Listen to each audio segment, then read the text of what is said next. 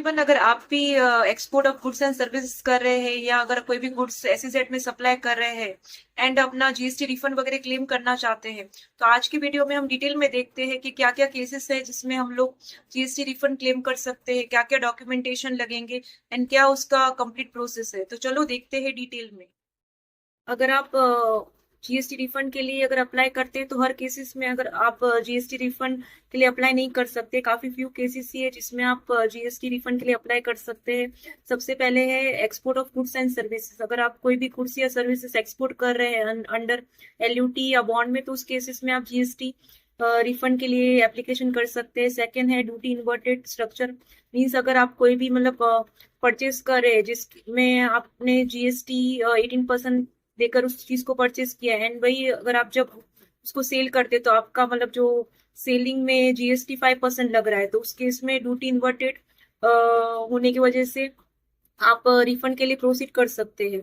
Third cases, अगर आपने मतलब जीएसटी मतलब एक्सेस पे कर दिया है गवर्नमेंट को और आपके कैश लेजर में जीएसटी का अमाउंट ज्यादा पेंडिंग है, तो उस केस में भी आप जीएसटी रिफंड के लिए अप्लाई कर सकते हैं। थर्ड, अगर आपने कोई भी गुड्स या सर्विस अगर एसईजेड में अगर आप उसको प्रोवाइड करते हैं, तो उस केस में भी आप जीएसटी रिफंड के लिए एप्लीकेशन कर सकते हैं। और परचेसर अगर यूएन एजेंसीज हो या फॉरेन डिप्लोमेटिक हो, तो उस केसेस में भी आप जीएसटी रिफंड के एप्लीकेशन के लिए जा सकते हैं।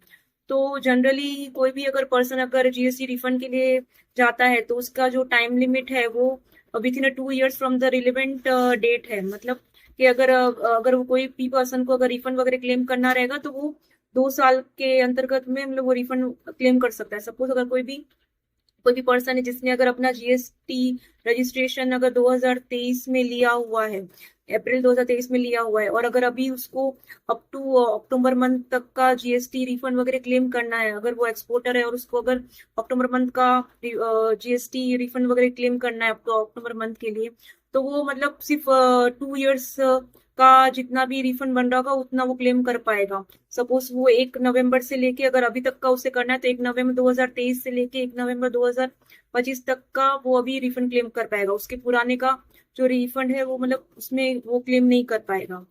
तो जनरली पहले अगर आपको अगर जीएसटी रिफंड एप्लीकेशन करने से पहले आप जरूरी है कि आप जो उसके रिलेवेंट डॉक्यूमेंट्स है वो मतलब प्रॉपरली तैयार करके रखें। डॉक्यूमेंट्स में जनरली अगर आप एक्सपोर्टर है तो आपको एक्सपोर्ट इनवॉइसेस रखना जरूरी है। उसके अलावा आपका जो भी जीएसटी रिटर्न्स वगैरह फाइल करते हैं, GSTR 1 GSTR 3 भी, और इनपुट टैक्स क्रेडिट की जो भी डिटेल्स है उसकी भी पूरी डिटेल्स आपको अपने पास रखनी जरूरी है। जितने भी परचेस वगैरह बिल्स है वो भी आपको साथ में रखना जरूरी है। देन उसके अलावा अगर आप एक्सपोर्टर है तो आपको शिपिंग बिल हुआ, बिल ऑफ एंट्री वगैरह हुआ, तो ये सब भी डॉक्यूमेंट्स आपको आपके पास रखना रहेगा। देन आपको बहुत सारे डिक्लेरेशंस वगैरह भी देने रहते हैं जीएसटी में, तो वो डिक्लेरेशंस वगैरह भी सबमिट करना पड़ता है।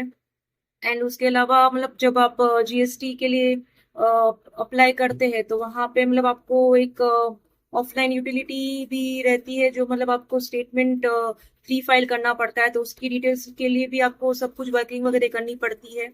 तो अभी मतलब जीएसटी रिफंड प्रोसेस अगर थोड़ा कॉम्प्लिकेटेड हो गया है, क्योंकि उसमें काफी ज्यादा डिटेल्स वगैरह मेंशन करनी पड़ती है। आप जीएसटी पोर्टल के थ्रू ही उसको अप्लाई कर सकते हैं। जैसे कि आप सर्विस टैब में जाएंगे तो वहां पे आपको वहां पे रिफंड में ही आपको रिफंड एप्लीकेशन प्रोसेस करने का ऑप्शन मिल जाएगा। जैसे ही आप वहां पे रिफंड एप्लीकेशन प्रोसेस में क्लिक करेंगे, तो काफी सारे आपको वहां पे टैब्स दिखेंगे कि आपको मतलब कौन से अंडर में आप मतलब रिफंड वगैरह अप्लाई करना चाहते हैं। जैसे कि काफी लोगों को अगर एक्सपोर्ट ऑफ गुड्स कर रहे हैं विथआउट पेमेंट ऑफ ड्यूटी, तो वो वहां पे सिलेक्ट करके आगे प्रोसीड कर सकता है। या तो किसी का मतलब अगर एसईजेड में सप्लाई कर रहे हैं या किसी ने एक्सेस लेकर रखा है, मतलब एक्सेस क्रेडिट है उसकी, तो उस केस में भी वो मतलब रिफंड के लिए प्रोसेस कर सकते हैं। तो अलग अलग उसमें टैब मेंशन किए हुए हैं, तो जो भी आपको एप्लीकेबल रहेगा उसके हिसाब से मतलब आप उसको चूज कर सकते हैं। एंड देन आपकी जो रिफंड एप्लीकेशन है उसको मतलब प्रोसीड कर सकते हैं। एंड वहां पे आपको मतलब एक डाउनलोड का ऑप्शन आएगा स्टेटमेंट 3, तो वहां पे आपको वो डाउनलोड करना है। एंड वो डाउनलोड करने के बाद आपको वहां पे सब इन्फॉर्मेशन वगैरह फिल करनी है। तो आपका जो मतलब आईटीसी जो है वो मतलब ऑलरेडी मतलब ऑटो कैलकुलेट करके आ जाएगा। आपको सिर्फ वहां पे जो टर्नओवर वगैरह है वो आपको वहां पे फिल करना रहेगा। एंड आपके जो भी मतलब डॉक्यूमेंट्स वगैरह है वो अटैचमेंट आपको करने रहेंगे। तो जरूरी है कि जो भी मतलब आप डॉक्यूमेंट्स वगैरह अटैच करते हैं वो मतलब प्रॉपरली अटैचमेंट कीजिएगा, क्योंकि अगर उसमें कुछ भी अगर मिसमैच हुआ या कुछ भी मिस्टेक्स वगैरह हुई तो उस केस में आपका मतलब रिफंड जो है मतलब वो होल्ड पे भी करने में आ सकता है। तो वहां पे आपको मतलब और एक चीज वहां पे मेंशन करी रहती है कि जो रिफंड अमाउंट मतलब कितना मिलेगा उसके लिए कैलकुलेशन रहता है। तो उसका मतलब जैसे फॉर्मूला है कि turnover of the zero rated supply of goods and services, उसको आप जो भी मतलब आपका टर्नओवर है zero rated supply of goods से या सर्विसेज से, उसको आपको मतलब मल्टीप्लाई करना है with net ITC and divided by करना है adjusted turnover, adjusted total turnover से उसको डिवाइडेड करना है। तो जो भी मतलब आपको ये फॉर्मूला प्लेस करके आपका जो भी मतलब रिफंड आएगा वो आपको वहां पे शो हो जाएगा, ऑटोमेटिकली कैलकुलेट हो जाएगा। तो जो भी turnover of zero rated supply of goods and services है, तो जो भी मतलब आपका जीरो रेटेड से गुड्स एंड सर्विसेज है उसमें आपको उस हिसाब से आपको टर्नओवर वगैरह फिल करना है। एंड एडजस्टेड टोटल टर्नओवर, तो एडजस्टेड जो टोटल टर्नओवर होता है उसमें मतलब आपको जनरली वो टोटल टर्नओवर लेना है, मतलब दोनों जो भी मतलब आपका इंडिया में एंड आउटसाइड इंडिया है, मतलब जो आपने एक्सपोर्ट वगैरह किया है और आपका जो भी डोमेस्टिक टर्नओवर है, दोनों को मिलाकर आपको उसमें टर्नओवर वगैरह मेंशन करना रहेगा। एंड उसके बाद जैसे ही आप वो टोटल उसका कैलकुलेशन कर लेंगे तो फिर आपको मतलब जो भी रिफंड अमाउंट है आपको वहां पे ऑटो कैलकुलेट करके आ जाएगी। एडजस्टेड टोटल टर्नओवर में आपको सिर्फ जो भी टैक्सेबल और जीरो रेटेड जो टर्नओवर होंगे वही लेना है। उसमें आपको मतलब जो भी नील रेटेड होंगे या एग्जम्प्टेड होंगे वो आपको मतलब एक्सक्लूड करने हैं। सिमिलर वे से जो आपको मतलब नील जो नेट उसकी इनपुट टैक्स क्रेडिट है, तो नेट इनपुट टैक्स क्रेडिट में भी आपकी जो भी इनपुट पे और सर्विसेज पे जो भी नेट आईटीसी है वो आपको क्लेम करनी है, उसमें से आपकी को एक्सक्लूड करना है। कैपिटल गुड्स की अगर कोई आईटीसी होगी या इलिजिबल आईटीसी होगी सेक्शन 17 5 सेक्शन में, तो ये सब आपको मतलब नेट आईटीसी में से एक्सक्लूड करना है।